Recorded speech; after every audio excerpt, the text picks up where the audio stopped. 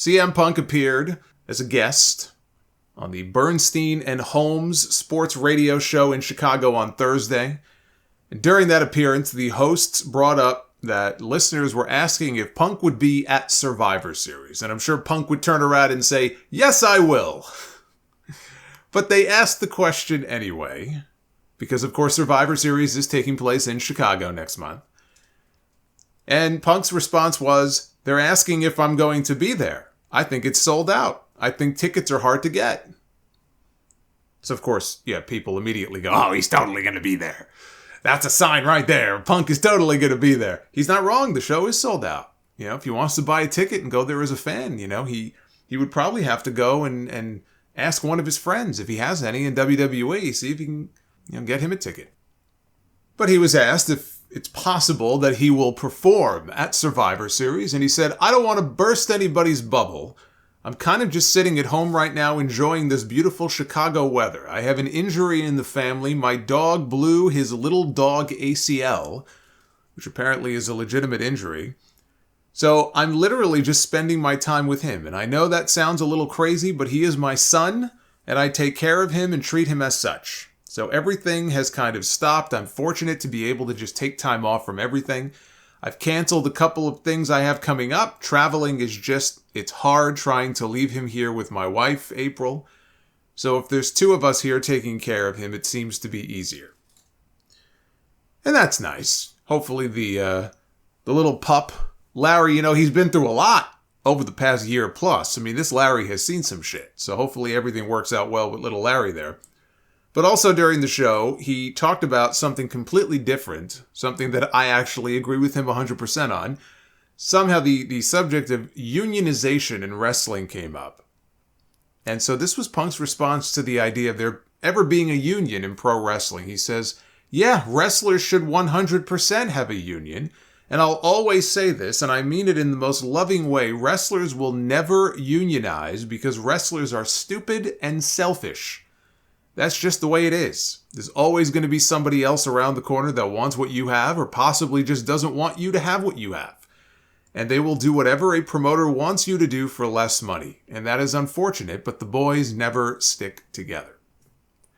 And so that's what I mean when I say I agree with him 100%. Jim Ross has said something similar over the years. If you tried to get these wrestlers together to unionize, they wouldn't be able to agree on what they want to have for lunch. Why do you think it's been decades and it hasn't happened? Of course, we all know the famous story about Jesse Ventura trying to rally the troops back in '86 before WrestleMania 2. Hulk Hogan snitched him out, which he did not know until years later in a completely separate deposition when he told his lawyer. He had Vince McMahon in this deposition. He goes, "Hey, while you're in there with him, even though this is a royalties case, why don't you go ahead, because you can ask anything you want, right? Why don't you go ahead and ask him how he found out that I was trying to unionize?" And Vince was right away, "Oh, Hulk Hogan told me." And from that day forward, Jesse Ventura, he was no fan of Hulk Hogan. Whatever friendship or relationship they had or he thought they had, that was the day that it died. And that's where Jesse's beef with Hogan goes back to, because Hogan was the golden goose. Hogan was the biggest star in the entire company, probably the entire business at that time.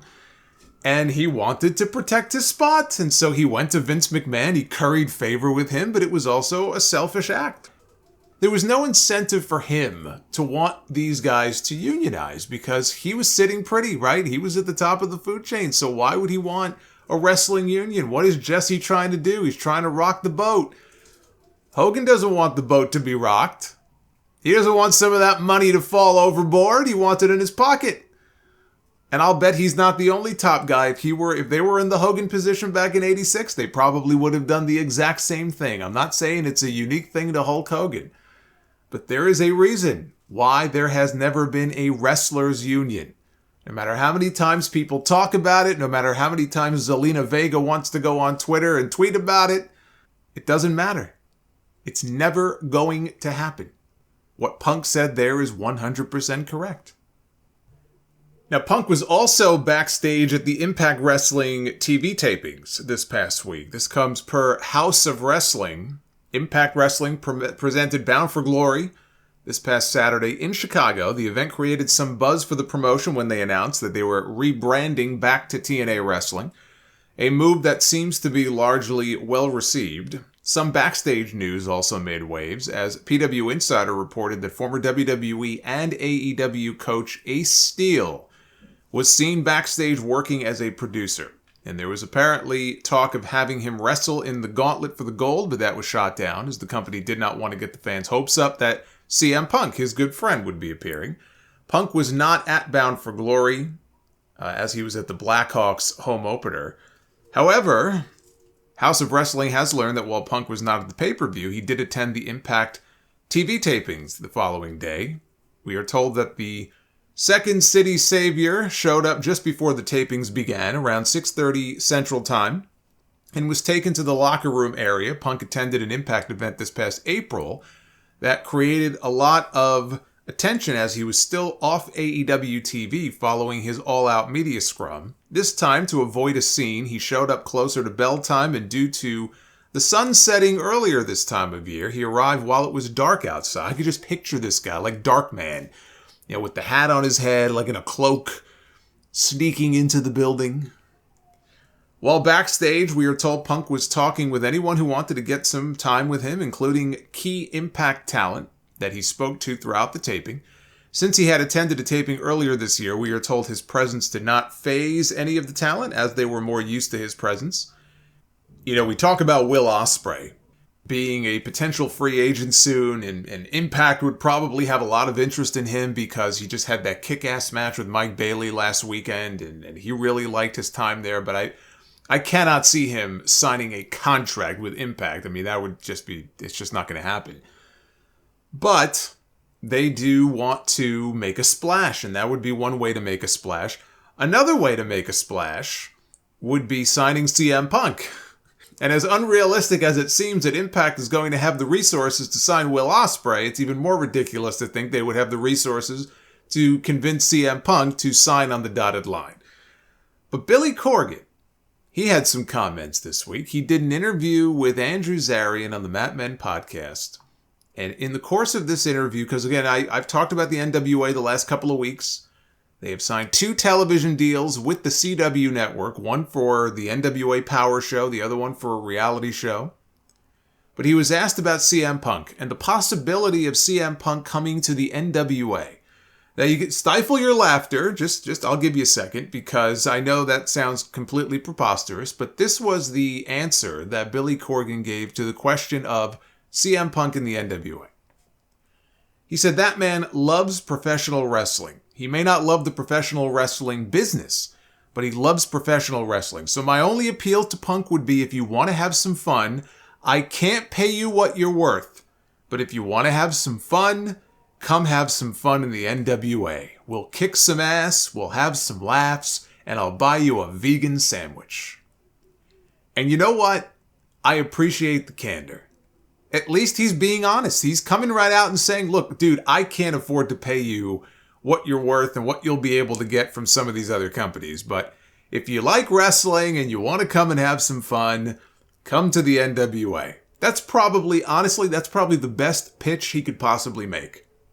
And look, Punk did show up at least one indie show during his time away from wrestling in a ninja mask. So if the guy saved his money and he loves pro wrestling as much as Billy Corgan says he does, and WWE doesn't want to have anything to do with him, and he's not going back to AEW anytime soon, even a short-term thing with Impact or the NWA, crazy as it sounds, it's not impossible.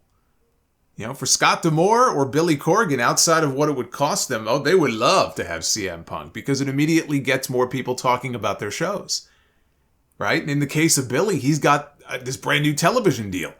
So he would be foaming at the mouth to have somebody like CM Punk agree, even for a short period of time.